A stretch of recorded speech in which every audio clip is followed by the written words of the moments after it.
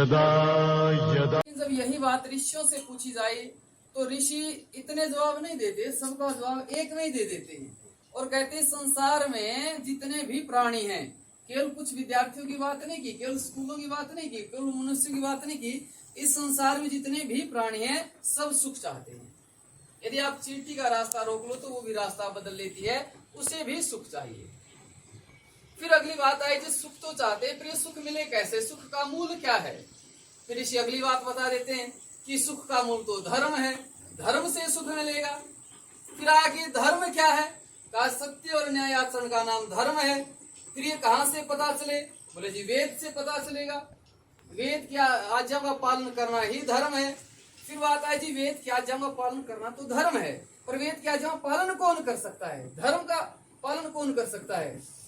तो ऋषियों ने फिर बताया कि जो व्यक्ति दो चीजों से बचा हुआ है वही व्यक्ति धर्म को जान सकता है। कौन? जो अर्थ और काम से बचा हुआ है।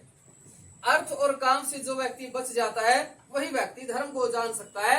और जब विवाह संस्कार होता है तो विवाह संस्कार में जब पाणी ग्रहण के 6 मंत्र आते हैं, उन 6 मंत्रों में जब वर कन्या का हाथ पकड़ता है, पति अपनी पत्नी का हाथ पकड़ता है, तो एक मंत्र में वो कहता है,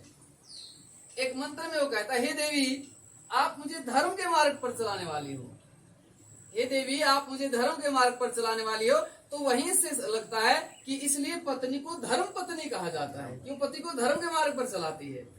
तो ऋषियों ने कहा कि अर्थ और काम से जो बचा हुआ है वो व्यक्ति धर्म को जान सकता है। अर्थ कहते धन को जो लालची ना हो, अच्छे कार्यों में दान आदि करता रहे, और चाहे वो विद्या का दान है, कोई भी दान है, वो अच्छे कार्यों में करता रहे। और फिर कहा काम का विषय वासना हो, इनमें ना फंसे। आज के समय में चरित्रहीनता बहुत ज्यादा फैल गई है। यदि हम मनुस्मृति उठाएं और मनुस्मृति को देखें तो पूरे मनुस्मृति में मनु जी महाराज ने यदि किसी के लिए सबसे खतरनाक सजा लिखी है, सबसे बड़ी दर्दनाक सजा लिखी तो चरित्रहीन के लिए लिखी है। और इतनी दर्दनाक सजा लिखी है, आज के लोग सुन लेंगे तो ये सोचेंगे ऋषि इतने वो थे क्या? लेकिन उन्हें ये नहीं पता था, ये लोग इस बात को नहीं जानते कि चरित्रहीनता से वर्ण संकरता आ जाती है। ऋषि दयानंद जी महाराज लिखते हैं, और वर्ण संकरता आ गई तो राष्ट्र क्या हाल हो जाएंगे। तो वहां पर ऋषि लिखते हैं यदि कोई पुरुष चरित्रहीनता करता है तो तो लोहे के पलंग को गर्म करो, सबके सामने उसे उस पर लेटाओ और मारो। सबके सामने लोहे के तपते पलंग पर लेटाकर मारने की कहा है। और कोई नारी चरित्रहीनता करे तो ऋषि लिखते हैं कि सबके सामने कुत्तों से नचवा कर मार डालो। इतने भयंकर सजाएं लिखी चरित्रहीन लोगों के लिए। तो तभी इसी कारण जब इस देश में दंडे शास्त्री प्रजा, दंड जब तक शासन करता रहा है, इस देश का इतिहास हमारे शास्त्र चीख कर कह रहे हैं कि हे संसार के लोग, आर्यावर्त के, हे पूरे संसार के लोग आओ और आर्यावर्त में जन्मे लोगों से अपने अपने चरित्र और अपने अपने आचरण की शिक्षा ग्रहण करो।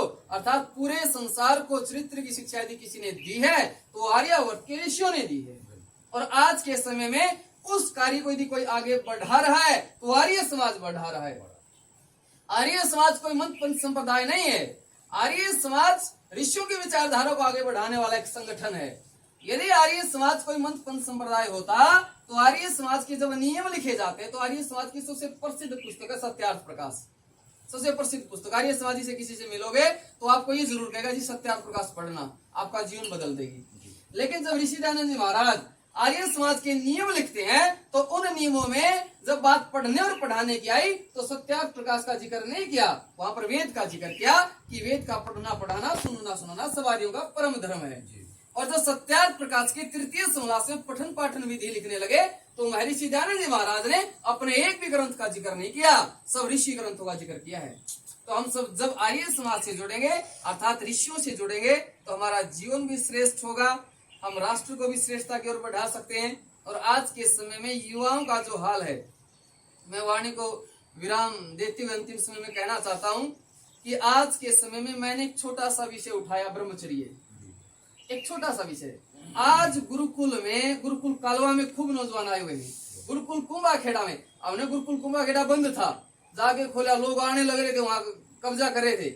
हम जाए, आज जाकर ना गुरुकुल कुंभाखेड़ा में इतनी भीड़ हो गई है कि स्थान कम पड़ गए हैं। लगभग वहां पर खूब नौजवान 15-16 राज्यों से नौजवान आए हुए हैं। तो कारण क्या है? आज नौजवान चाहते हैं उन्हें संभाला जाए, और संभालने का काम आर्य लोग ही कर सकते हैं। तो इसमें आदरणीय डॉक्टर सत्यपाल जी का भी बहुत धन्यवाद। माता जी के साथ में मिलती हैं, कई बार कलवा में भी आई एक बार, तो और भी